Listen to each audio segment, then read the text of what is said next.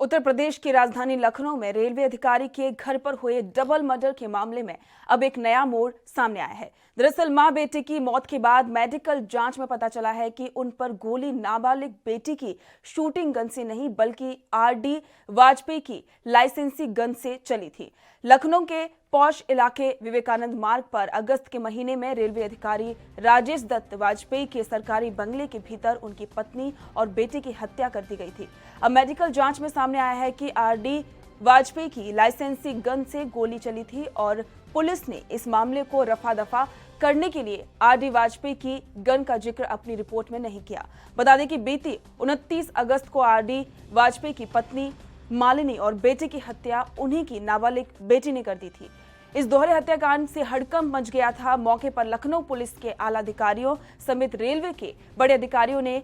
पहुंचकर जांच शुरू की और 4-5 घंटे में ही खुलासा कर दिया था कि दोनों की हत्या उन्हीं के परिवार की नाबालिग बेटी ने की है। वहीं हत्या की वजह बताई गई है कि लड़की मानसिक रूप से अस्वस्थ है और उसने डिप्रेशन के चलते दोनों की हत्या की। घटनास्थल पर किसी बाहरी के आने जाने के सबूत नहीं मिले हैं, लिहाजा ये मान लिया गया था कि ये डिप्रेशन में की गई हत्याओं का ही मामला है। हालांकि हैरानी की बात यह है कि किसी ने ये समझने की कोशिश नहीं की कि आखिर बेहद शांत रहने वाले परिवार में अचानक ऐसा क्या हुआ कि नाबालिग लड़की ने अपने ही भाई और अपनी मां को दोपहर में सोते वक्त सिर में गोली मार दी। अब इस पूरे मामले में पुलिस की लापरवाही देखने में सामने आई है।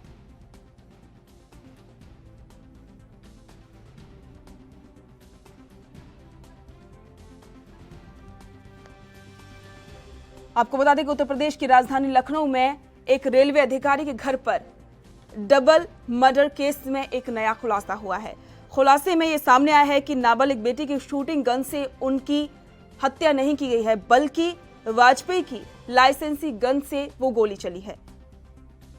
आपको बता दें कि इसमें यह नया खुलासा हुआ है जिसके बाद से लगातार लखनऊ पुलिस पर सवाल खड़े हो रहे हैं, क्योंकि मेडिकल जांच में सामने आया है कि आरडी वाजपेयी की लाइसेंसी गन से गोली चलाई गई थी और पुलिस ने इस मामले को रफा दफा करने के लिए आरडी वाजपेयी की गन का जिक्र अपनी रिपोर्ट में नहीं किया, जिसके बाद से अब पुलिस पर कई सवाल खड़े हो रहे हैं। आपको बता दें कि 29 अगस्त को आरडी वाजपेयी की पत्नी मालिनी और उनके बेटे की हत्या उन्हीं की नाबालिग बेटी ने की थी और इसके बाद से ये सामने आया था कि डिप्रेशन के चलते उनकी बेटी ने यह कदम उठाया था।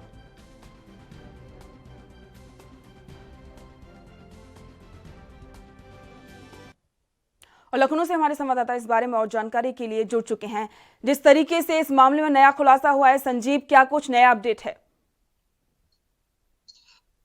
आपको बता दें जिस तरह से, क्योंकि जो रेलवे के अधिकारी उनकी जो पुत्री है उन्होंने अपनी माता और अपने भाई की जिस तरह से लाइसेंसी बंदूक है उससे जो हत्या कर दी थी, जो शूटर, क्योंकि ये एक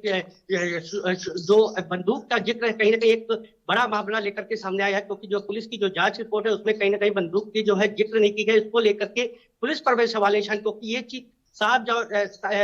जिस दिन घटना हुई थी उसी दिन ये साफ जाहिर हो गया था कि ये जो हत्या हुई है वो बंदूक जो क्योंकि ये जो पुत्री थी उनकी वो एक शूटर का वो जो है वो काम करती थी। संजीव, जांच में, मेडिकल जांच में इस सामने आया है कि पुलिस ने रिपोर्ट में ये नहीं लिखा है कि उनकी लाइसेंसी गन से मौत हुई है। क्या कहना चाहेंगे, इसके पीछे की वजह क्या मानी जा रही है?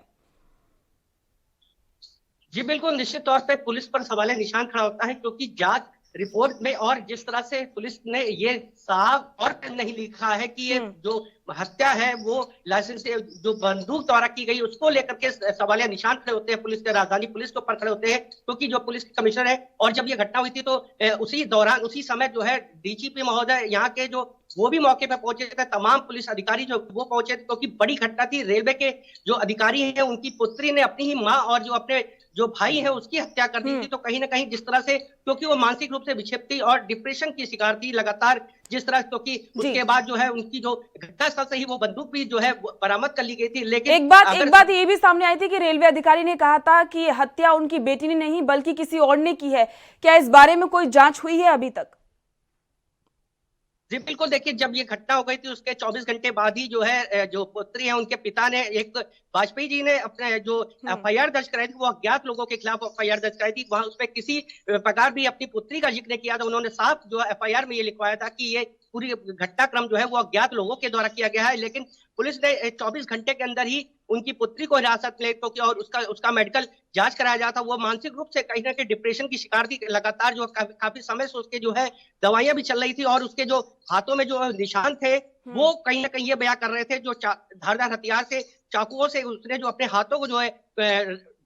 खोद रखा था, तो वो कहीं ना कहीं वो काफी डिप्रेशन की शिकार थी। लेकिन जो अगर बात की जाए क्योंकि उनके पिता जो वाजपेयी हैं, उन्होंने कहीं ना कहीं जिस प्रकार जो एफआईआर में है वो अज्ञात लोगों के खिलाफ जो है वो मुकदमा एफआईआर दर्ज कराई थी, तो उसके बाद जो है पुलिस जांच कर रही थी और पुलिस ने अपनी जांच रिपोर्ट में जिस तरह से अगर जो हथियार जो बंदूक का इस्तेमाल है वो नहीं जिक्र किया, वो एक काफी बड़ा सवाल खड़ा करता जब है। अब ये साफ हो चुका है कि लाइसेंसी गन से ही उनकी हत्या की गई है, तो पुलिस इस मामले में आगे क्या कार्रवाई कर रही है?